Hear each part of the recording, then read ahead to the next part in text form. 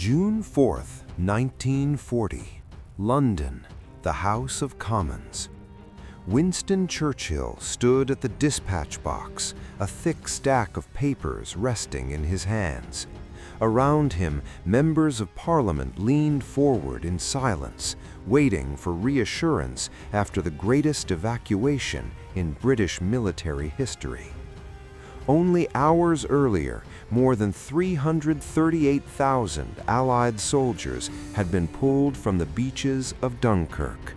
Against all odds, the army had escaped annihilation. Britain expected relief.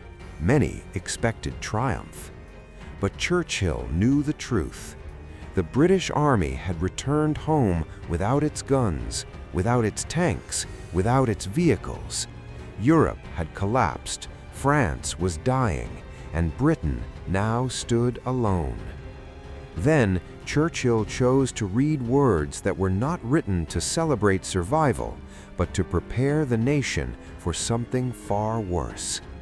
Because what he had already written in private and what he was about to say in public would decide whether Britain fought on alone or quietly accepted defeat. This was not a victory speech. It was a warning. In early June 1940, Britain faced the most dangerous moment in its modern history.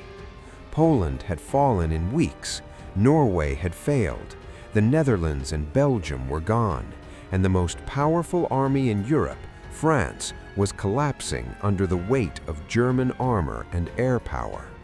The British Expeditionary Force had escaped, but only just, and only by abandoning nearly all its heavy equipment on the beaches of northern France. Across the English Channel, Adolf Hitler now controlled the coastline from the Arctic Circle to the Spanish border. Inside London, the British War Cabinet was divided.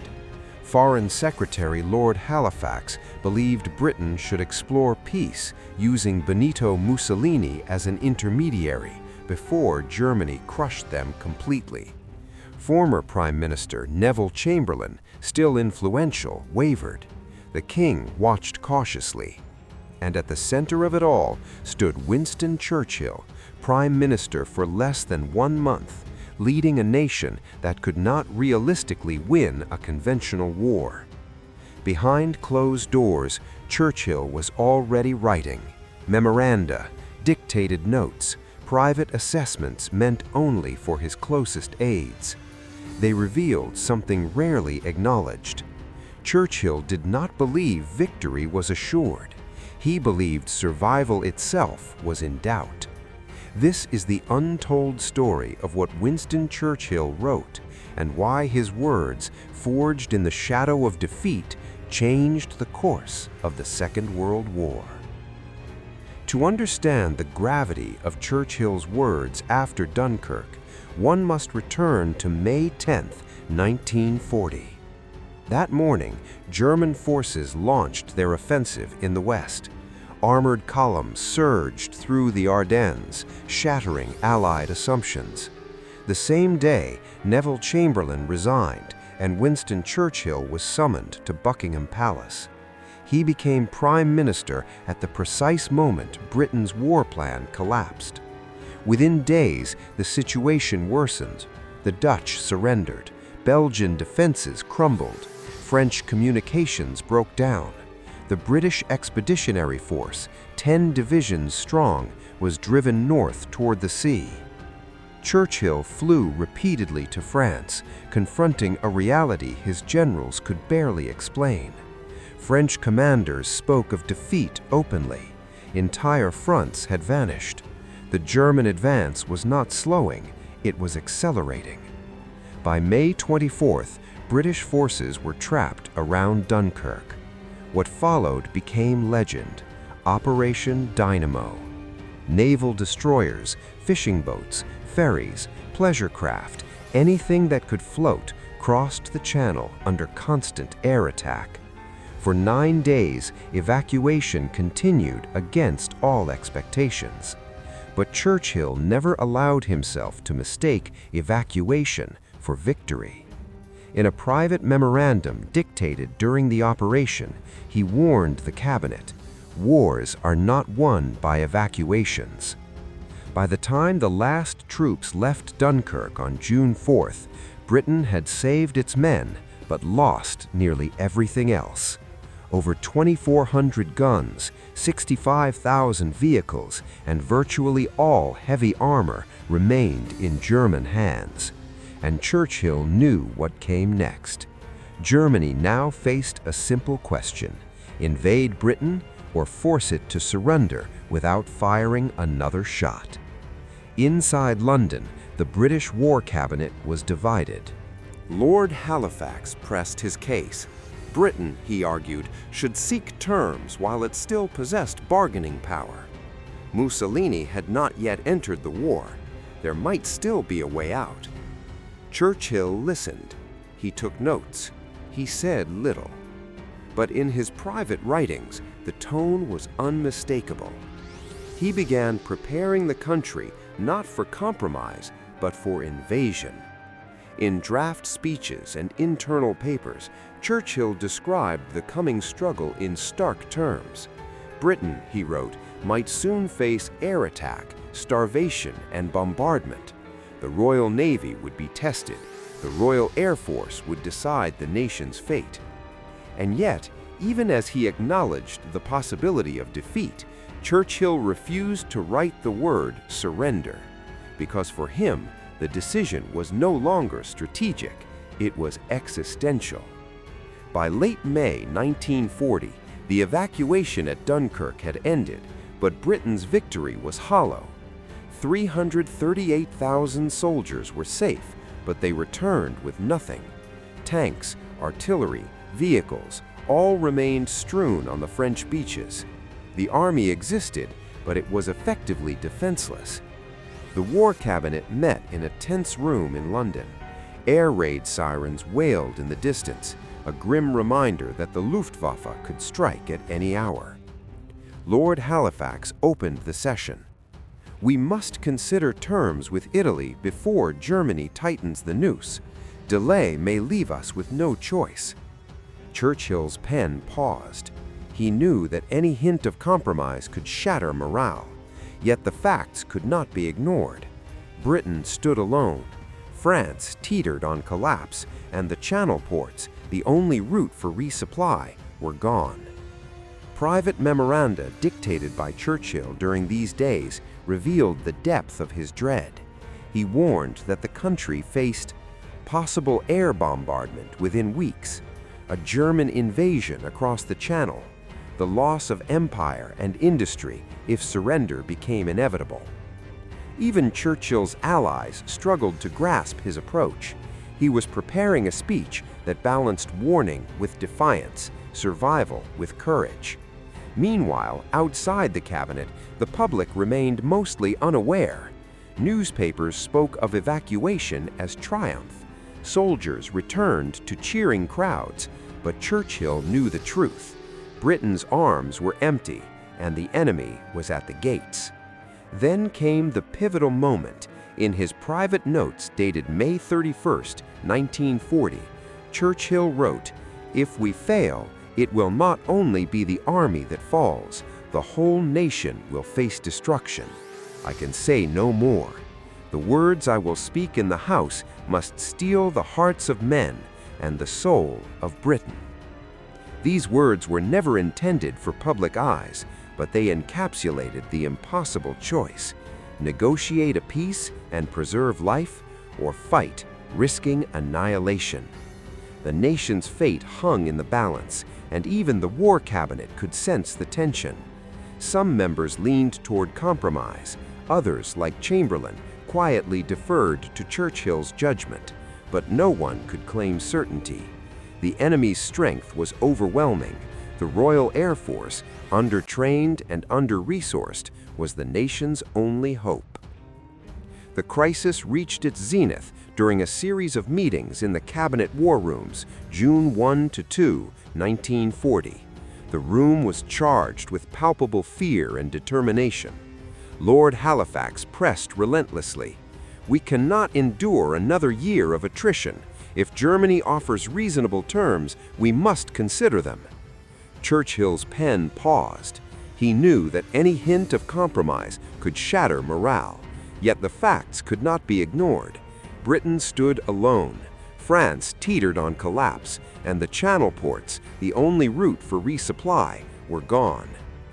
Private memoranda dictated by Churchill during these days revealed the depth of his dread.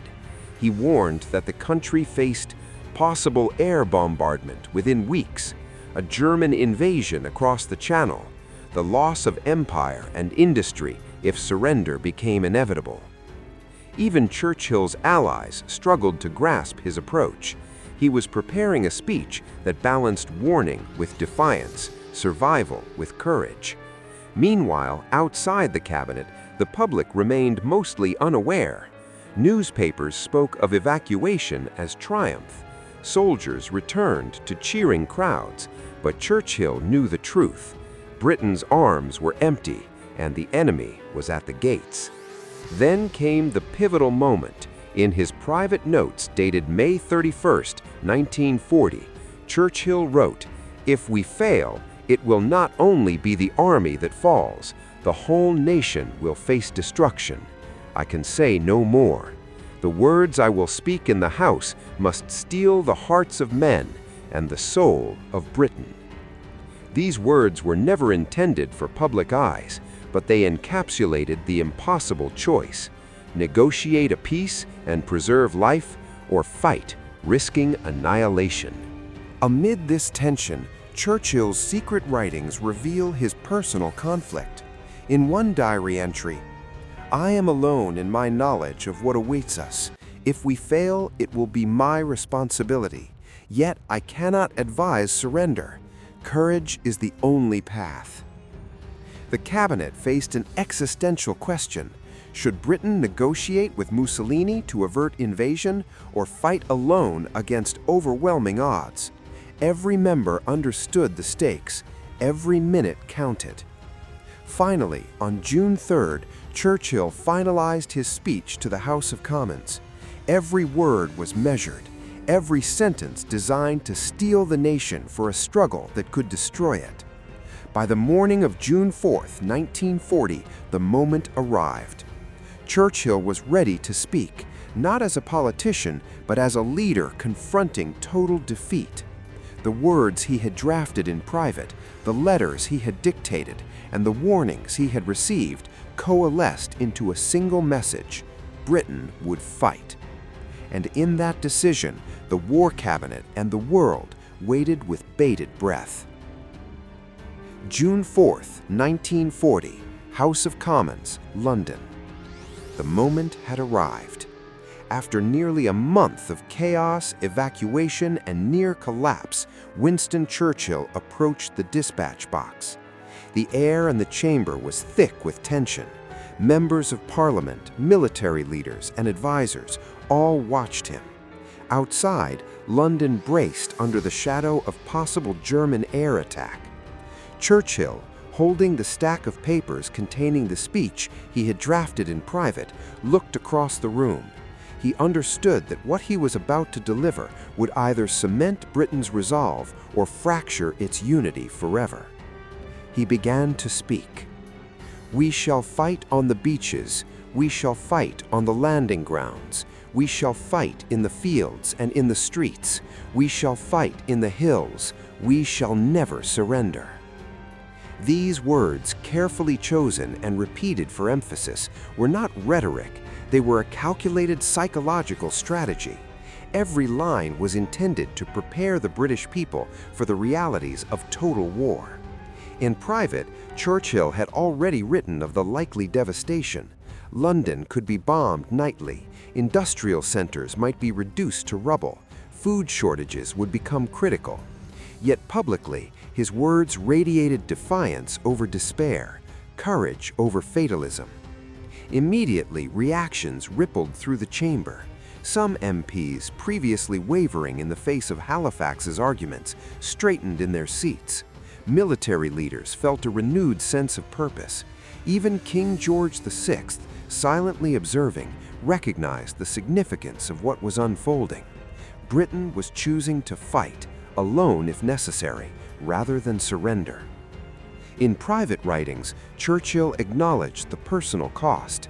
He had assumed sole responsibility for the decision, fully aware that failure could mean the fall of London and the destruction of the British Empire. In one diary entry, he wrote, "If we are defeated, it will be my responsibility. Yet to surrender would be a crime against our children and our history. There is no other path but resistance." His words would guide policy for the coming months. The Royal Air Force would prepare for the Battle of Britain. The Navy would patrol the Channel relentlessly. Propaganda would reinforce civilian morale. And, critically, international observers, especially in the United States, would begin to see Britain as a nation determined to resist, influencing future support. The historical impact of Churchill's June 4th speech cannot be overstated. Britain's choice to fight, even when survival seemed improbable, set the tone for Allied resistance. Had Churchill's words faltered, or had he aligned with Halifax's peace proposals, Europe might have succumbed to Nazi domination far earlier. The preservation of the British government and the Royal Navy ensured that the Allies retained a critical foothold in the war. The legacy of this moment lies in leadership under existential threat. Churchill demonstrated that words can be as decisive as tanks and planes. His speeches, combined with his private memoranda, show a leader fully aware of the stakes, yet determined to act decisively. The most poignant detail is perhaps his private acknowledgement of risk. Even after rallying the nation publicly, Churchill continued to write that Britain might not survive the year. His courage was not the absence of fear, but the deliberate choice to confront it, both personally and nationally. Finally, Churchill's words endure, not only as historical documents, but as timeless lessons in leadership. Resolve, moral clarity, and the willingness to face overwhelming odds define the difference between capitulation and survival. If you want to understand the human decisions behind history's greatest battles, subscribe now for more untold command decisions. What would you have done in Churchill's place? Let us know in the comments.